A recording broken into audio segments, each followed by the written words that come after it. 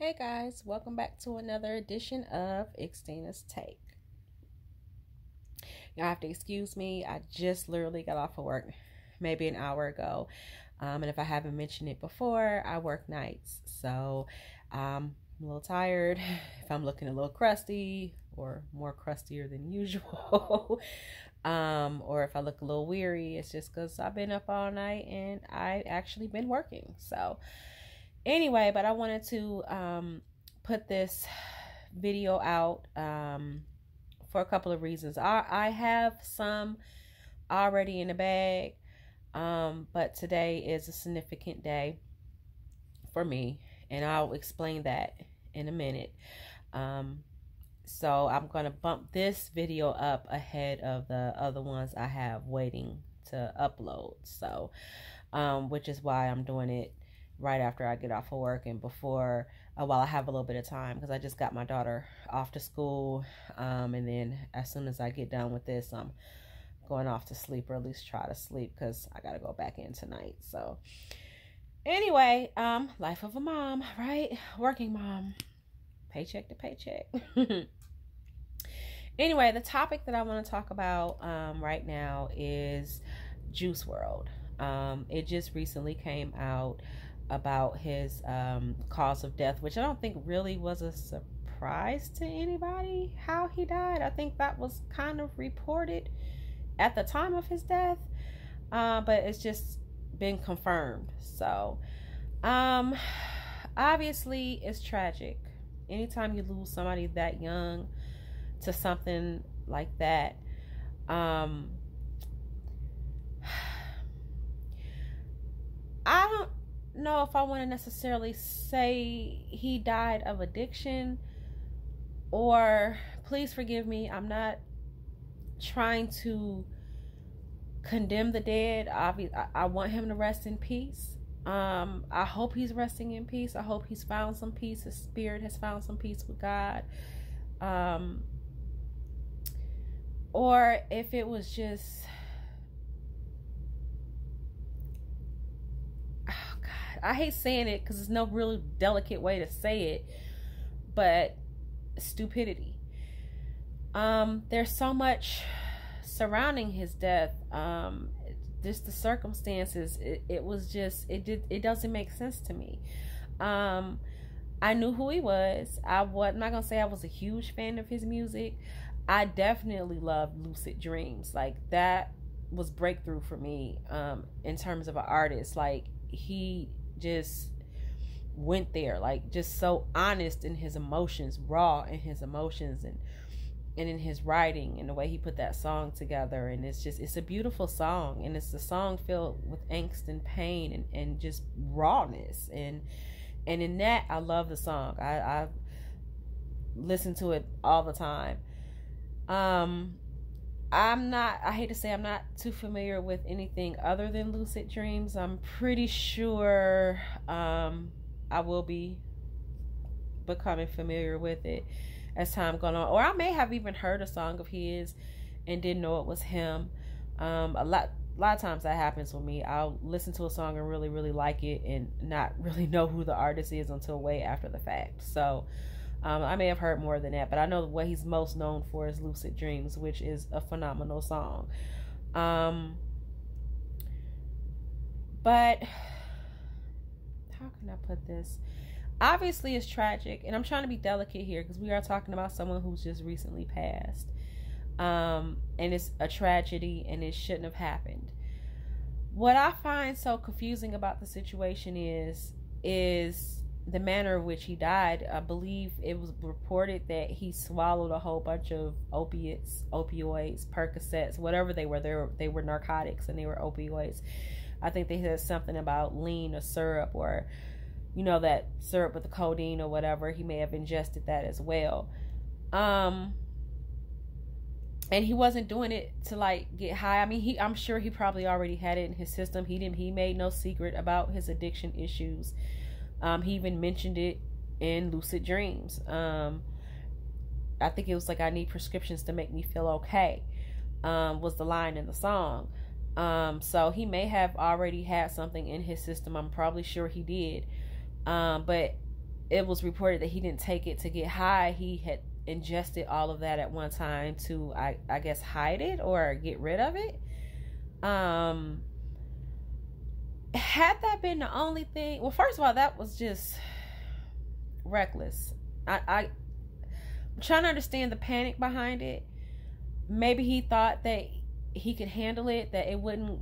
I mean, obviously, I don't think he did it on purpose to die. I don't think that was the end goal. Obviously, it was an accident. But I'm thinking, like, what was reported on the plane was 40 pounds of freaking marijuana, guns, and other drugs. I think they found like more prescription drugs, or definitely, I know they found like the codeine syrup or whatever, the cough syrup or whatever. So my thing is, and we have no idea what that man was thinking at that time. Like I said, he may have already been high, and you know, we know high people don't think rationally. So, but my thing is, if you knew you had 40 pounds of marijuana on the plane and guns and other illegal things, and you knew that you were being searched and that there was a possibility that they find these things, a few Percocet or however many he ingested really wasn't going to make that big a difference in the scheme of the charges that he was going to face for the 40 pounds of marijuana and the guns. Like, it wasn't worth it. It wasn't worth that risk. Like, I could see if that was the only thing he had on the plane that was illegal, was those drugs, and he ingested it and they didn't find anything else. I mean, it shouldn't have happened, period. I'm not condoning anybody doing that. Let's get that straight. But just in terms of logically, I'm thinking, like, if that was the only thing on the plane, okay, I could see how you would do that. Stupid, but I could see how you would do that. But if you knew you had all this other stuff on the plane and you worried about a few Percocets, like, the charge alone for the marijuana was worth more than the Percocets that you took. Like, 40 pounds? And I'm not trying to judge the man. I'm really not. It's tragic. I'm not. I'm really not trying to. I'm trying to understand. I'm trying to wrap my brain around a senseless death, I guess, is what I'm trying to do. The other thing I don't understand, and I find really confusing, and I find this confusing about a lot of artists, it's like, boo-boo, you made it. You may not be the number one on top of the world, but you were going somewhere in life. You had a hit #1 song. You were collaborating with people. You were touring. You were living the life that you aspired to live. Why risk it bringing drugs of that magnitude? That's trafficking. I mean, there's just no other way around it. 40 pounds, baby, you trafficking. You taking that somewhere. Please excuse me, my throat's like really dry. I haven't really drank that much tonight. I've been running around working. But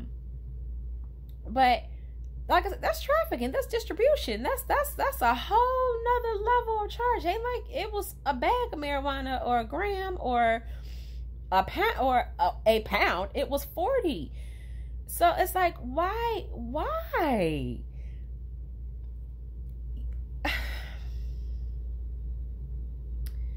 I don't get it.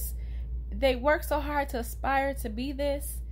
They finally get it, and then they do shit like that. It's just, I don't get it. And he's not the only artist. I'm not just signaling him out. It's just he happens to be in the news today. But you know, there's other artists that get caught with guns or drugs. Maybe not of that magnitude, but I'm like, once you made it out I get why you in the hood. Oh yeah, do what you gotta do, honey. I'm from the hood. I'm from the hood. I get doing what you have to do to survive for your family. To provide. I get it. But it's like, once you made it out of that, like, why go back? Why risk it? He had a whole bright future ahead of him. From everything that I've read, people were excited to work with him. Like, he was a genius. He was headed to big places. Like, way bigger than what lucid dreams was. Like, why? It breaks my heart, honestly. It's this is not coming from a place of judgment. It's more or less coming from a place of confusion, and it just breaks my heart, because it's like, to me, it just didn't have to happen. And who are these people around him enabling him? Like, why? Like, see, this is the thing about why I have the whole famous thing, the whole fame thing. It's too many yes people. It's too many people eating off of you. So of course they ain't gonna interrupt they plate by saying, dog, this ain't a good idea. Maybe you don't need to be transporting 40 pounds of freaking marijuana. I mean, I think obviously it was a private jet, and I think maybe that was maybe the comfort that they thought that they were above TSA or security, and they didn't have to worry about that because it was a private jet. But you still, there's the risk. This ain't like 1980s in Miami where they flew that shit in on a daily and wasn't nobody checking for it. This is a whole different era, honey. Like,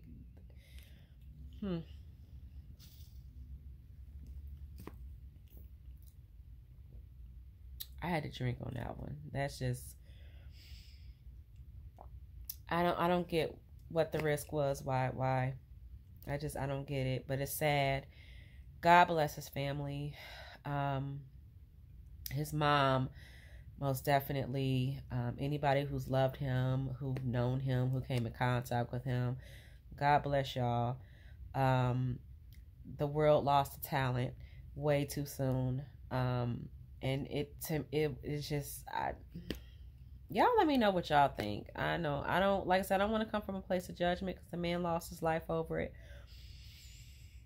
But it doesn't make sense to me. What's missing from the story? That's what I want to know. What's missing from the story? Something's missing. Something bigger is missing. Like, I don't know. A lot of people were like blaming the pilot, like, oh, he's a snitch. He shouldn't have told.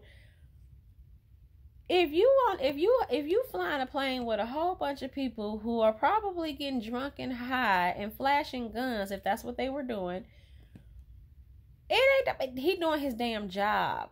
He was doing his job. Ultimately, the fault and the responsibility lies on the people who brought that shit on the plane and thought that they can get away with it. That's where it lies. He brought it on, or his group brought it on himself, not saying his death. Obviously, that wasn't his intention in taking it. But the circumstances they brought to themselves is what I'm saying. So, it's just a fucked up situation. Just, like I said, y'all, that's my take. I mean, that's really all I have to say about it. I don't want to disparage the dead too much, you know. Just y'all let me know what y'all think. Do y'all have a theory? Have y'all heard something that maybe I'm missing? I don't know. Y'all comment and let me know. So, moving on. Usually around this time, I would do a random thought, and usually it's a thought that is random, and it usually just pops in my head at the moment, or it's just totally unrelated to what I'm talking about or the topic. In this case, today's different. Today's a very deliberate thought, and it's a very personal thought.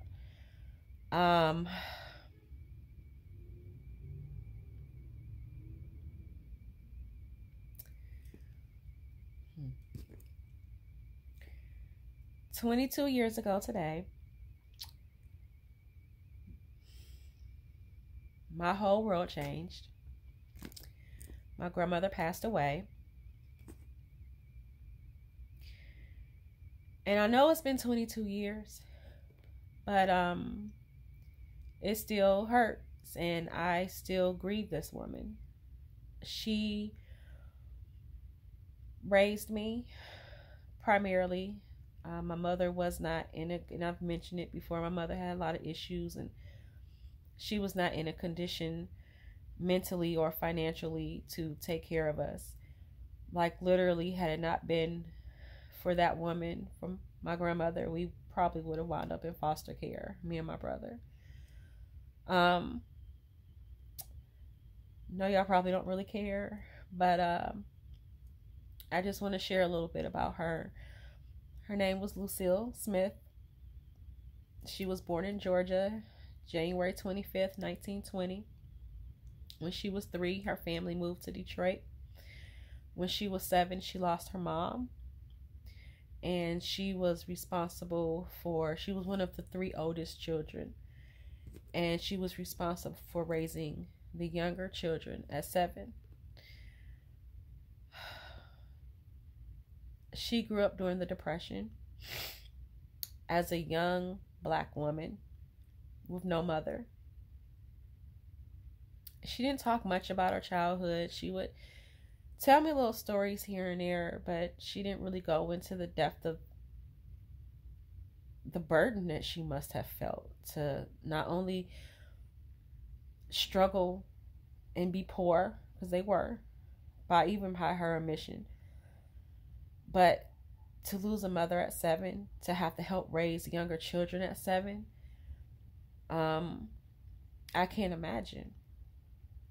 And yet, throughout all her life, and she's had many losses and many struggles since then, she has always remained a very strong, unbreakable strength. I'm sure she had her moments. I'm sure she did, like everybody else, because she was human. She never let us see it. She never let us see it. It wasn't until like maybe we were older that maybe the cracks started to show a little bit. But while we were younger, she never let us see how much she worried or how much she hurt. Or she was a older mom, especially for those days. She didn't have her first child till 30, her second child till 33. Which, you know, by those standards in those days, she was pretty much an old maid by the time she had her children. And then my mother didn't have us until she was 25.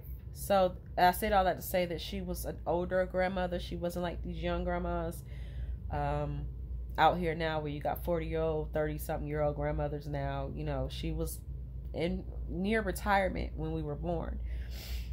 She literally gave up her retirement years for us to raise us. I mean, she was still retired, but she could have been traveling, which is something she always wanted to do.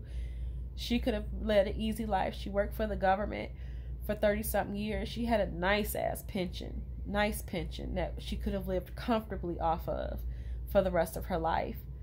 And she chose to raise us. And raise us she did. She sacrificed in ways that I can't imagine, that she never told us about, that I can only imagine now as I'm a mother and I'm grown. I can see it now, but you know, you don't see it then. She never complained. She never made us feel like we were a burden. Me and her, we've always had a very special bond. She was really, honestly, I always say this, like everything good in me, everything decent in me. Not this ratchet stuff I put on YouTube or all the cursing and all that stuff. That, you know, that's just me. That's more my mother. But like my kindness, my moral code, all that comes from her. So,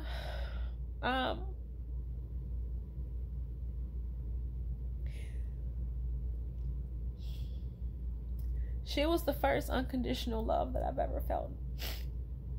And I knew the day that she died that I would never feel love like that anymore. And I knew that nobody would ever love me the way that she did. And it's true. You know, she's definitely left a big void in my heart, you know. And I know y'all probably thinking like, it's been 22 years. I mean, you know, I've learned to live with it, obviously. It's not something I've ever gotten over, obviously. See the tears. Some of her anniversaries I've handled better than others. Some of them I can just give a thought to and acknowledge it in my head and say a prayer, and I'll feel like a little weight or a little sadness and going about my day. And there's other days like this one where I get very emotional about it, and it just seems to sting a little bit more. There's other years. Grief is a funny, weird thing. It really is. Grief is its own monster. It you know, like I said, I learned to live my day-to-day life. Obviously, I've gone 22 years without her.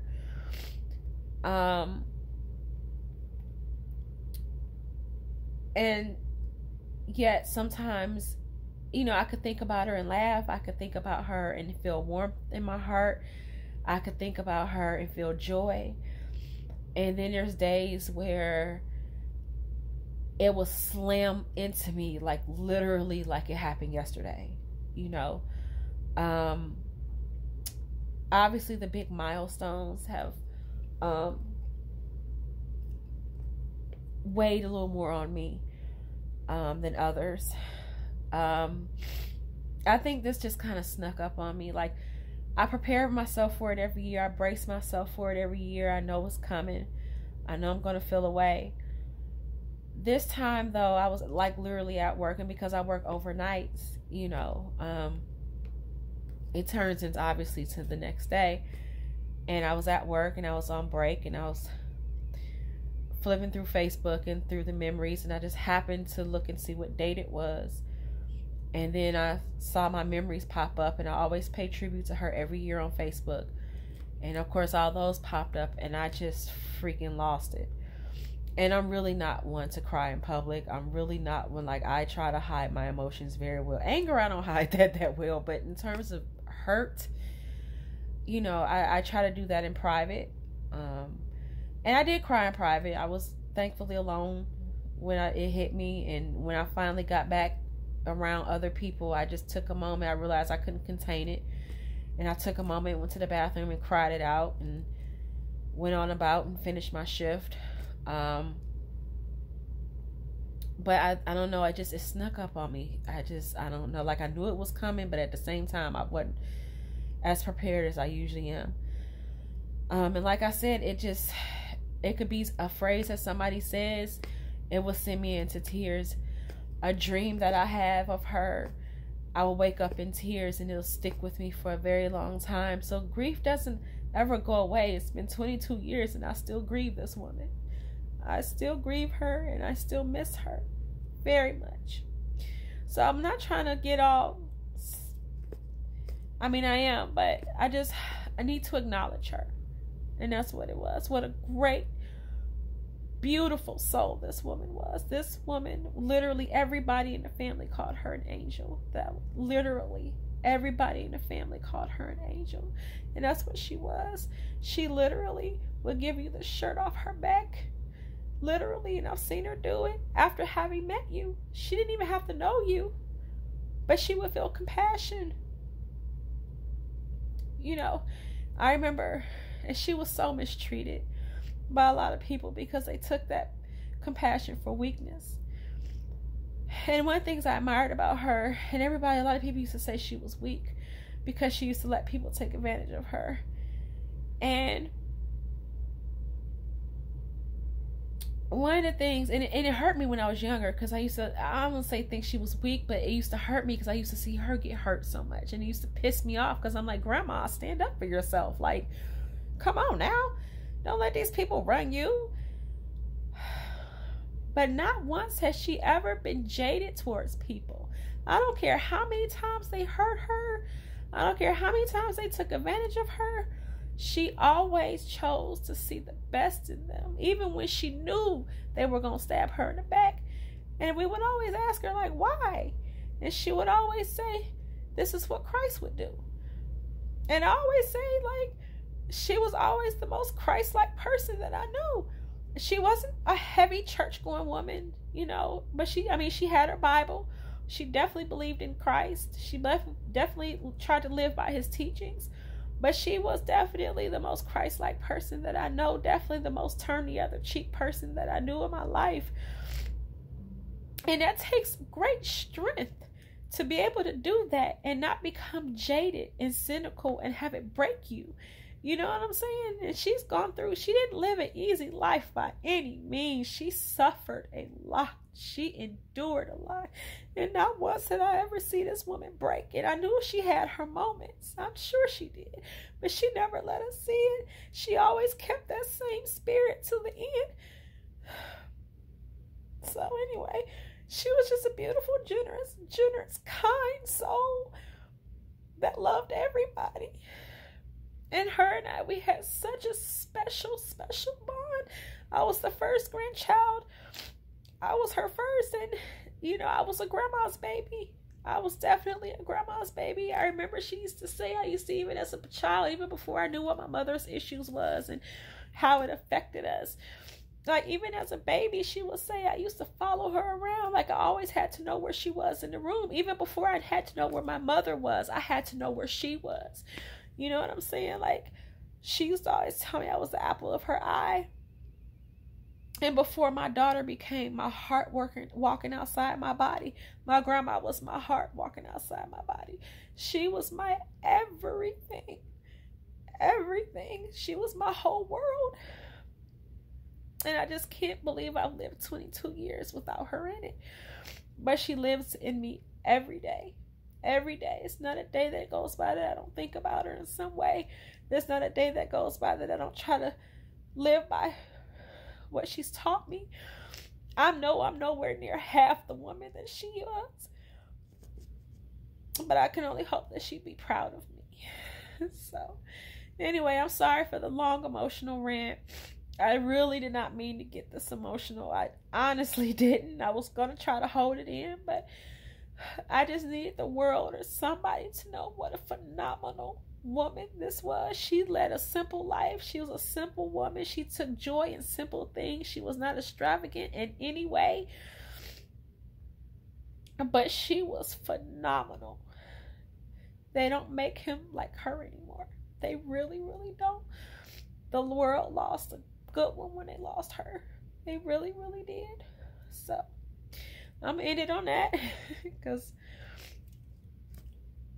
I'm being sappy.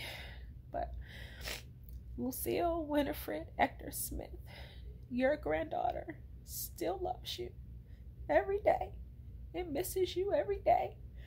And you have left such a hole in me. But I know that you're in peace. And I know we are right there with God where you need to be. You know, I'm not selfish. I don't want you back because you've endured enough. You deserve this peace. If anybody, I know you deserve this peace. But there's always this part of me that wants that one last conversation, that one last hello, that one last kiss, that one last hug, that one last piece of advice, that one last story you had to tell me, you know. But I know I will see you one day. Not anytime soon. I still got a child to raise. But anyway, your granddaughter loves you very much. Very, very much. And you feel my heart and my spirit in every way. So with that, you guys, this is Xtina's Take. If you like it, comment, subscribe, and hit that like button. That's all I got for you right now. We'll return to our regularly scheduled ratchetness at another time. Until next time.